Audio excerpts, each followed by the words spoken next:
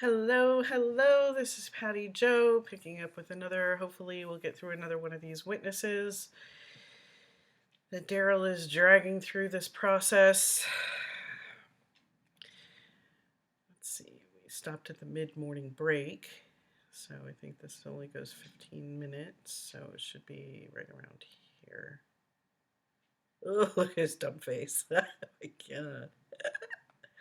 Let's bring it here. You know, I have trouble advancing.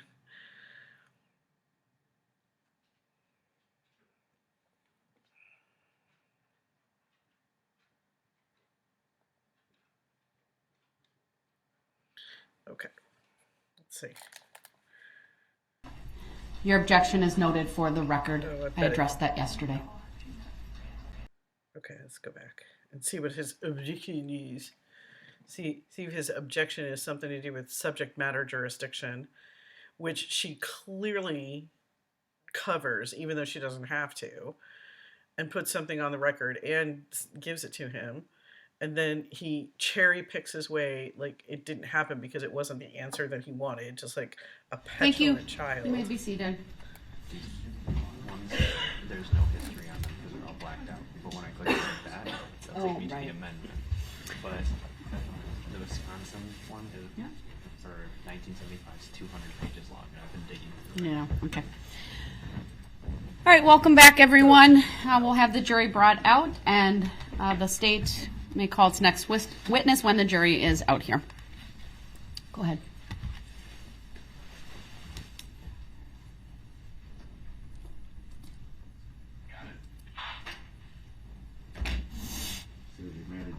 Oh my God, it was subject matter jurisdiction. It was subject matter jurisdiction. Everybody has been saying in the comments things like they parade the complaining witnesses in front of him. They parade them as big as the parade that he drove through.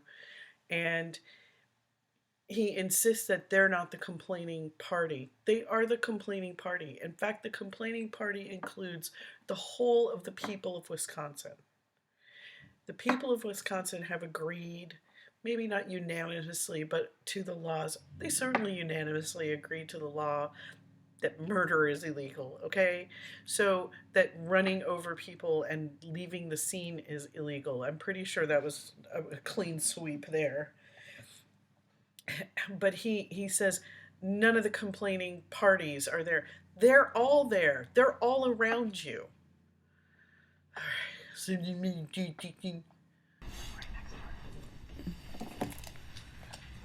And then she says she's already covered it, which she has. Your objection's noted for the record. I don't believe the audio's on. Your objection is noted for the record. I addressed that yesterday. I will not be addressing it again. Was I at least heard for the record? Because you just stated that the audio wasn't on.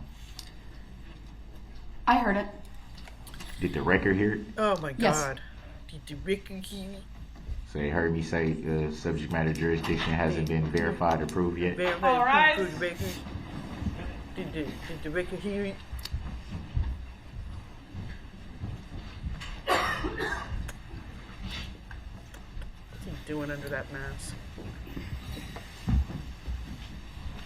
Whatever it is, it's gross. Oh my goodness.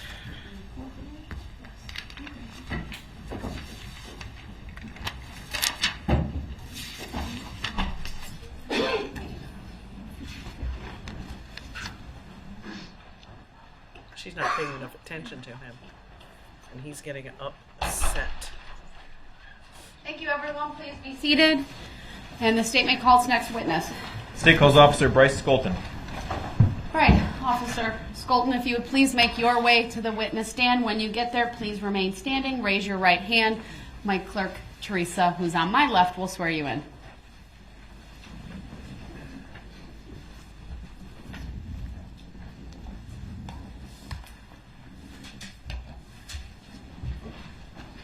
Do you solemnly swear that the testimony you're about to give shall be the truth, the whole truth, and nothing but the truth? Okay, this is going to be such a good one. Okay, so we're starting.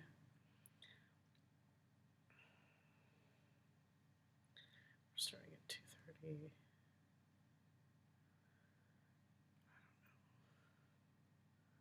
Okay, I think it might be smart to do this in 2 sections. I'm going to try to get both of those sections done today, but no guarantees. I will tell you that I'm working Friday and Saturday night. Those are my first 2 nights by myself. So I'm so nervous because it is a big responsibility. And it's pretty complicated as far as the software is concerned. So let's see if we can get through the states part, and then I'll break it off and do the other one hopefully this afternoon. So helpful, Beth. I do. Thank you, sir. Please have a seat. Oh, and tomorrow I'm looking for a car because I don't have a car. So driving to work is challenging.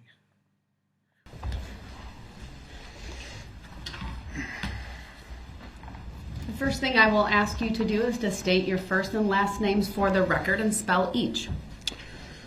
Bryce Skolten, spelled B-R-Y-C-E. Skolten is S-C-H-O-L-T-E-N. Thank you. Go ahead, your witness. Thank you. What line of work are you in? I'm a police officer for the city of Waukesha. How long have you been a Waukesha police officer? 7.5 years. What's your current assignment? Currently, I'm a specialist assigned to the Criminal Investigations Division. What about back in November of 2021? What was your assignment back then? I was a police officer. Were you working as a police officer on November 21st of 2021? Yes, I was. Were you assigned to work at the Waukesha Christmas Parade? Yes, I was. Do you recall where you were posted during the parade? My assignment was traffic control at the intersection of Northwest Avenue and Wisconsin Avenue.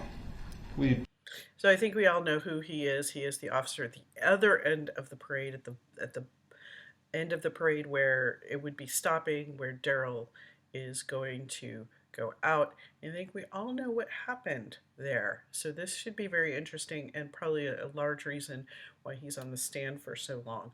But another thing is, I can't wait to see how this officer, some of them do better than others, but all of them do very well, in my opinion, of absolutely blocking Darrell's stupid, I don't want to be called Darrell, who is you, defense BS. Please put up for the jury exhibit number 1, which has previously been published. Go ahead.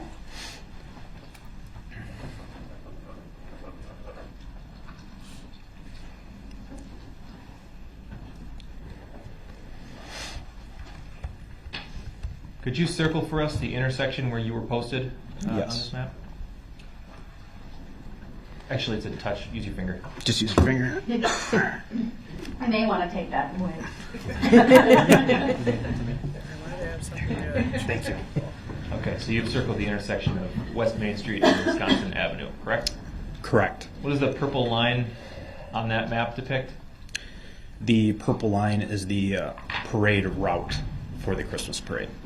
But then, what happens to the purple line at Maine and Wisconsin? That is where the line stops. That is, I believe, where the vehicle left the parade route. The vehicles and the groups and the participants of the parade who were marching on the parade route, where did they go once they got to the intersection of Maine and Wisconsin? They continued down the parade route, which was eastbound on Wisconsin Avenue, and then after reaching Maple Avenue, then they were to go southbound. And the library is near that intersection, is that right? Correct. Traffic coming eastbound on Wisconsin Avenue from the west, were they able to get through the intersection where you were posted? No, I had traffic blocked off where I circled there. You can barely see anymore, but the red line, that is how I had barricades across that intersection. So all eastbound traffic on Wisconsin was forced to go southbound on Northwest Avenue. Okay, what about traffic approaching from the south on, West Avenue? Yes, so northbound traffic on Northwest Avenue could only go westbound on Wisconsin Avenue. Do you recall what you were wearing that day? Yes, I was wearing my standard police uniform with external carrier and a police jacket, and on my outermost layer was a neon traffic vest. We could take this exhibit down. Anytime any first responder is in traffic, and really any road worker in traffic, It is part of the Department of Transportation. It is part of the National Association of Safety and Transportation Association, whatever it's called, NHTSA. All of them, all of those places have requirements. OSHA, that you're wearing something reflective. That doesn't necessarily stop somebody from hitting you. I have been hit while wearing reflective gear on a roadway at an incident. There were several people on the Beltway in Baltimore who were road workers who, during, I believe it might have been a road rage incident where cars were trying to get faster than each other. They were doing road work within Jersey walls that were up, and the cars crossed over into there and hit, and many of them didn't survive. There was a number of people. So please slow down. Please slow down in those situations. Slow down for tow truck drivers. Slow down for anybody at the side of the road, even if they're not official personnel, and get over to give them room and space, because somebody with a flat tire does not need to get run over by you. What was that number again? 1. Thank you. That's what I thought. Were you the only police officer stationed at that intersection? Yes, I was. Do you know approximately how far away the next closest officer would have been?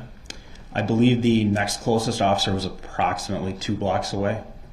Did you have a police radio with you while you were standing in the intersection? Yes, I did. At some point, did you hear something on the radio that concerned you? Yes. Describe that for us. I heard, so the parade was on Channel 3, so that's what I was assigned to. These radios also have the ability to scan other channels, so I was scanning Channel 1, which is what the road squads were working on. At that time, I heard a call for service on Channel 1 for the road squads to be dispatched to, and it was some sort of domestic disturbance or fight in Frame Park, which was east of my location. I heard squads responding to that from the south portion of the city, and Northwest Avenue or West Avenue is one of the main thoroughfares in our city to get from the southern portion to the northern portion, or at least to the downtown area. And I could hear squads coming from that area, so I blocked traffic to allow the squads to get through, and then I just continued on with my parade duties. Okay, I want to really quickly explain the way these 800 megahertz radio systems work. They are in conjunction, and you can scan over dual first responders. So we could scan over police radios. I never did because they get a lot of information. They get tons of information, and I needed to focus more on, especially if I were on a call with a patient, with that patient. I didn't want any extra information. I could see what was going on around me. But you're assigned to channels, and your normal channel apparently for his area is Channel 1. That's where everybody who was basically assigned, they go to. They give a special event its own channel, and everybody on that channel would be on that channel, which apparently is then Channel 3. Probably the chiefs in the fire department and so forth, they're listening across those channels too, so they know when something goes down. They can hear and anticipate. So a lot of them will scan, because police will see fires before the fire department, and they'll say there's a fire, strike out the fire department, and they'll have been scanning. The chiefs or dispatch will have been scanning. Of course, dispatch does, and then that's how they know, even before the tone goes down, that something's going on and where it's going to be.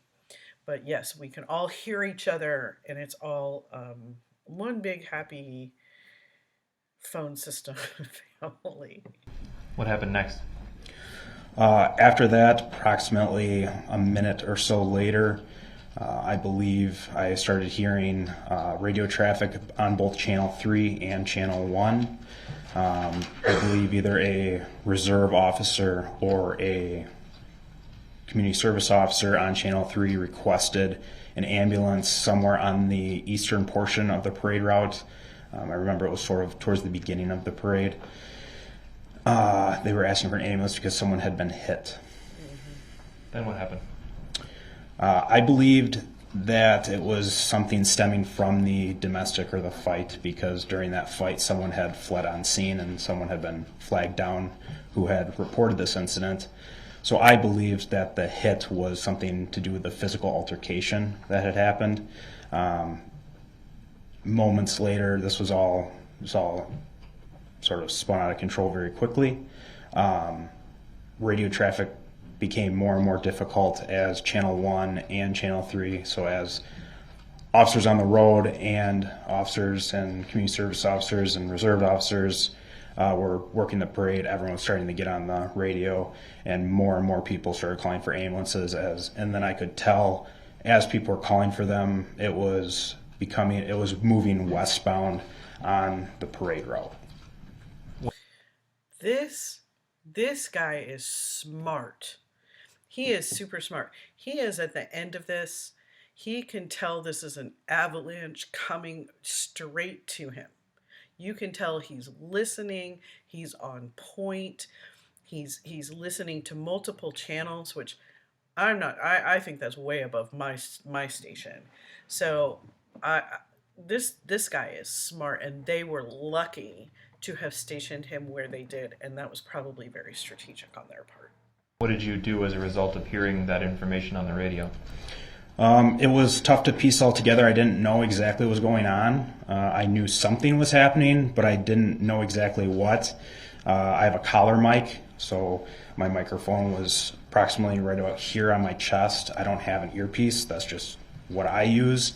So between trying to listen to the radio microphone and the parade, it was sort of hard to piece together. But after a few minutes, I realized something was happening. I began walking away from my post, and I walked past my barricade sort of into the parade route. And as I did that, I was looking more to like northeast. I couldn't see that much of the parade because where West Main Street ends right there, it's got a hard turn to go southbound to Wisconsin. So I could only see approximately, I don't even know, maybe 100 yards or less of the parade route. And at that 100 yards is quite a bit, but I see what he's saying. Okay, so he's hearing, and this is all a matter of preference. Before we got our lapel mics, for a long time we only had radios, no collar mic. He called it our lapel mic available to us. So a lot of the older paramedics, it took a long time for them to start being able to use lapel mics. I never did. I never got to the point where the lapel mic was easy, especially after I was assaulted, and that lapel mic was what I got hit with and, you know, swung my radio from. It was quite hard for me to ever use it again. It was written in our protocols that we had to use it, and I could not do it. I could not do it. I would not do it. I felt it was a dangerous thing for me and had no safety feature that I was happy with. So but he listens, and the sound comes through the lapel mic. And then there's an earpiece that you can add on to that. I have tried to use those before. I have used those before in different situations. They're kind of a pain because they split your focus. And so he doesn't seem like that kind of person. At that point, that is when I started hearing more screams, and this time it wasn't just screams on my radio, it was screams like in my vicinity that I could hear. And at that moment, I saw a red blur come past the Wisconsin house westbound and make a very hard braking maneuver to navigate the left-hand turn on West Main Street to go southbound. Let's put Exhibit 1 back up, please.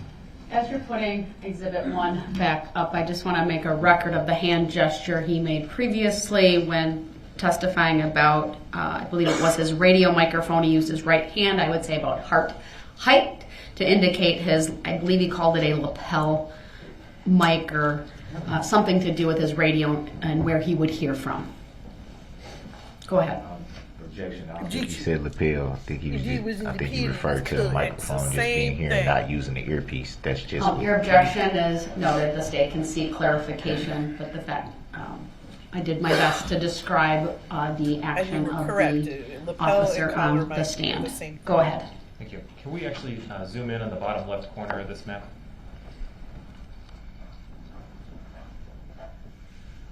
And again, that's totally a matter of preference. You mentioned the Wisconsin house. Can you describe for us where that is?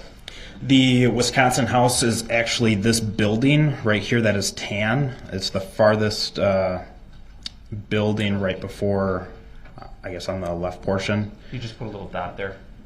That should be the Wisconsin house. Okay, so the right as the Main Street curves to the left there. That's Correct. where It is I believe it's the last building sort of on West Main Street right before the left turn.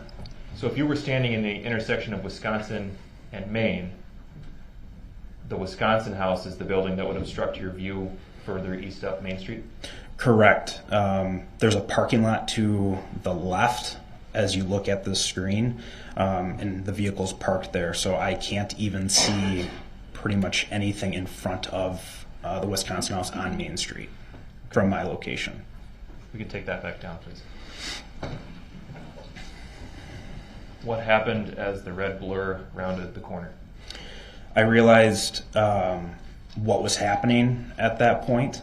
I recognized it was a red SUV, and there was extreme vehicle damage to it on the front.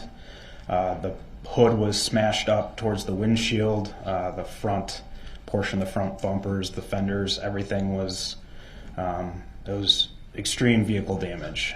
Like vehicle damage that you would see at a traffic crash between two vehicles.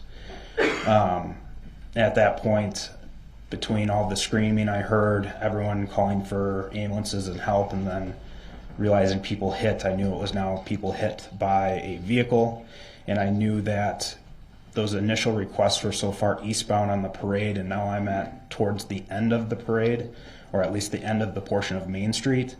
I knew that this vehicle had likely, and based on the speed of the vehicle, that the vehicle had ran through the entire parade route and likely severely injured people or killed people, and at that point I thought it was a terror attack at the parade. What happened as the SUV continued southbound?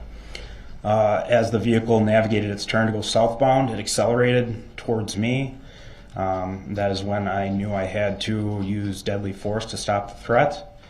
And as the vehicle was approaching me, I remembered making the decision that the easiest shot likely would have been through the windshield. However, I remembered the entire backdrop were just surrounded with kids and people. So I waited for the vehicle to pass me and tried to direct my rounds as most southern as I could because there were less people in that direction. Where were you standing in the intersection as the vehicle passed you? At this point, I had walked northbound slightly, so I was, I believe, just out of the intersection at West in Wisconsin. So I was on, I believe my shots, I was technically on Main Street at the time when I began shooting. Using cardinal directions, can you describe for us which side of you the SUV passed? Objection. What is cardinal? Overruled. The witness may answer. The vehicle passed. An objection can't be you don't understand the words that are coming out of their mouth. To the east of me. What direction were you facing as it first started to pass you? I was facing north. So that would have been on your, the vehicle would have passed you on your right. Correct. Okay. How close did you come to the vehicle as it passed you? It was very close. I believe at the time, I remember stepping to my left. It was so close I felt like I could touch the side of the vehicle. Could you see into the vehicle? Yes, I could. How many people could you see inside of the vehicle? I saw one person. Where was that person in the vehicle? That person was the driver's seat of the vehicle. Did you get a good look at the driver? Yes, I did. Do you see the driver in the courtroom today? Yes, I do. Your Honor, I'd ask Mr. Brooks please remove his mask for a moment. Thank you for doing that, Mr. Brooks. His mask is off. Can you identify the driver in the courtroom if you see him? Yes, the driver is seated at the defense wearing a blue tie and blue shirt underneath his suit jacket. Does the record reflect that the witness has identified the defendant? The record will reflect the witness has identified the defendant as the driver of the vehicle he saw on November 21. What happened after the vehicle passed you on your right? After the vehicle passed me on my right, I began firing at the driver of the vehicle, and as that happened, he ran over the barricades and ultimately left the parade route and continued southbound on Northwest Avenue. West Avenue is how many blocks from Maple Avenue? One block. Objection, relevancy. Overruled. And to what direction is west from Maple? West Avenue is 1 block to the west from Maple. I'd like to show for the witness only, please, exhibit number 57. Can we clear the annotations? You see a video on the screen in front of you? Yes, I do. We're going to play a few moments without any audio just to see if you recognize this video, okay? Okay.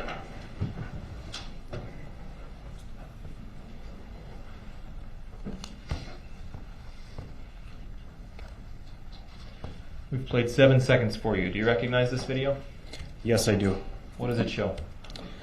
This is the vehicle that was driven by Darrell Brooks during the Christmas parade that drove past me and I shot at. Objection.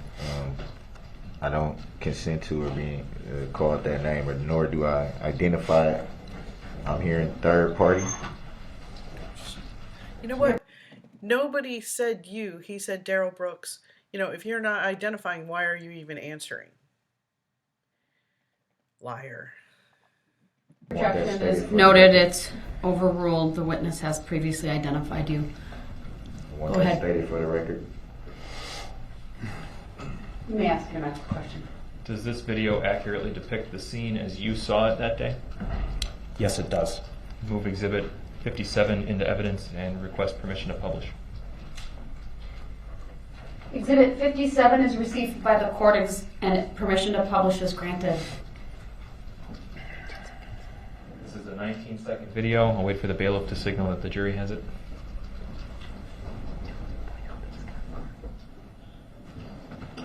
Okay. Before we hit play, I'd like you, if you can, to point out the Wisconsin house for us. The Wisconsin house is this brown brick building here on the right that has the Golden Moments Gentleman Beer sign right here. Thank you. We can clear that. And we'll watch the entirety of this clip with volume, please, at regular speed.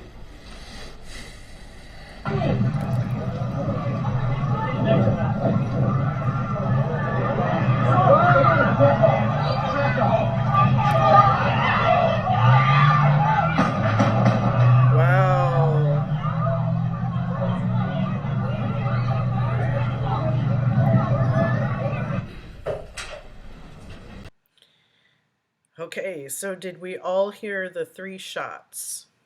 This affected him too. Look at him. He's Okay. How many gunshots did you hear in that video? 3. Is that consistent with your memory of the event? Yes, it is. Can we? okay. So he is clearly affected by this. Again, even though these people are trained to do this, he knows very well what his decision to use what he calls deadly force, which is, of course, using his firearm, means. He knows what it means. And he knows the possible consequences. So to make a decision that quickly with those considerations in mind, that weighs heavily on this person's mind, which it would in anybody's. So,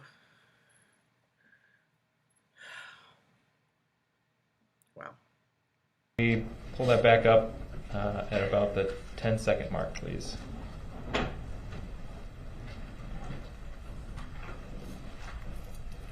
you see yourself at the 10-second mark? Yes, I do. Can you circle yourself for us? Okay, so he is taking a posture. He is making a decision knowing that his best and most clear path is through the windshield, but knowing that the size of and strength and speed of his fire, the weapon he's using, could go through and potentially hurt all these people. He waits and goes the other direction to minimize possible other people being injured. That's a lot of clear thinking. Good for him. You're the only person at this 10-second mark wearing a yellow vest. Correct. Okay, we can clear that, please. Too many windows up in Can we my slow house. this down with no audio? Slow it down to about 50%, please. And play from there.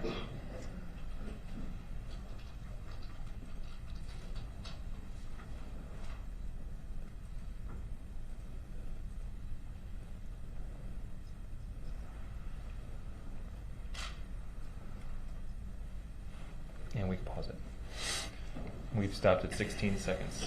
Does that portion of the video accurately reflect what you did that day?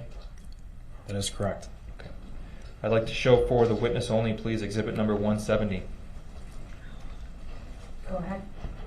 Do you recognize this photograph? Yes, I do. What does it show? This shows the vehicle damage that I observed when I first saw the vehicle as it was coming towards me. This is the vehicle that was, again, driven the Christmas parade by Darrell Brooks. Objection, I don't consent to being called that name. Again, for the record, I'm hearing third party.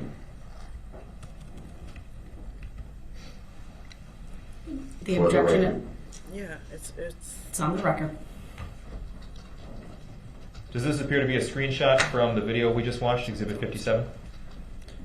It does appear so. And again, this is then an accurate depiction of how the vehicle looked that day? That is correct. I'd move exhibit 170 into evidence and ask to publish. Objection, relevancy. Overruled. Exhibit 170 is received. Permission to publish is granted. I would remind the jury once again that comments made by parties and lawyers are not evidence and should thus not be considered as such. Now I'd like to show for the witness only exhibit number 169, please. Oh. Go ahead.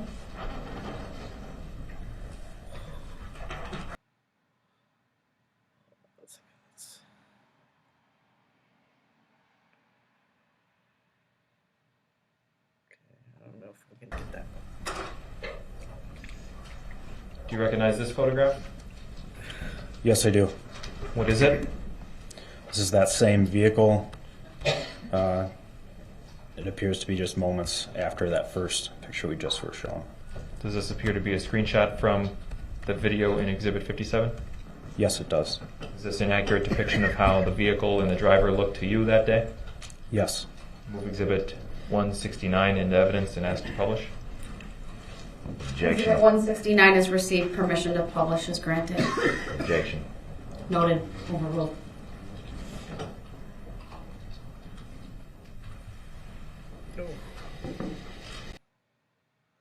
Okay. So he's got both front windows down, because that looks like it does not have a window up.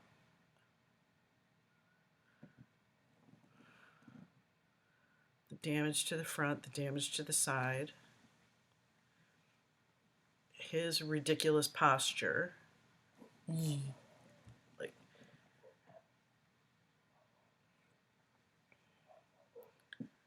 stomping through like a troll.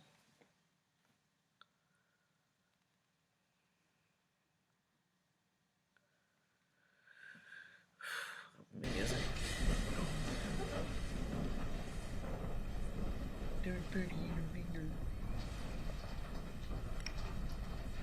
Now I'd like to show for the witness only, please. Hold on. Was that in the jury box? Okay, it was there. Thank you. I'm sorry, I didn't quite catch that earlier. All right, so next exhibit you may show to the witness. Exhibit 58, please.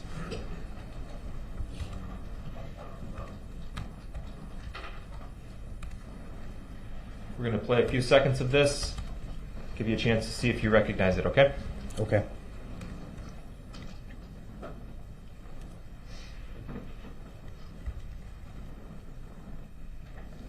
I'm going to shut the windows in the house. It's uncomfortably chilly in here.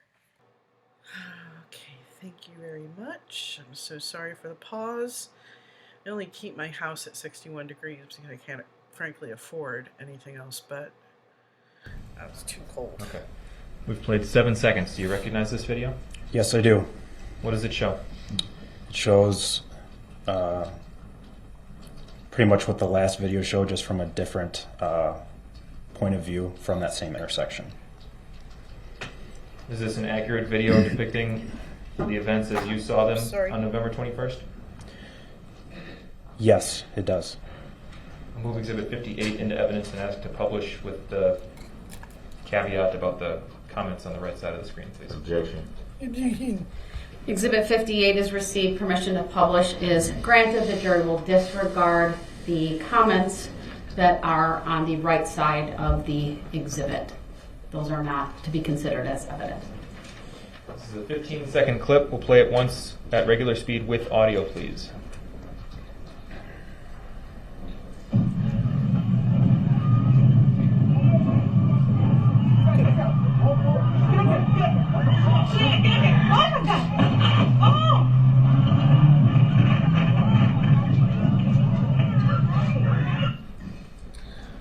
Look at him We looking see the at barricades at the end of it. Look at him looking at it like it's not him doing it.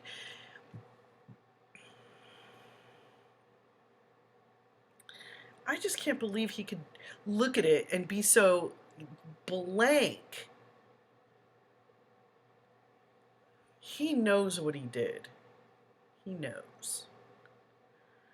That clip, is that right? That is correct. And do you recall what those are made out of? I believe they're made out of fiberglass or plastic. And what we saw in that video, again, that's inaccurate. Does that match up with how you recall the incident? That is correct. That's all I have, Your Honor. Thank you. All right.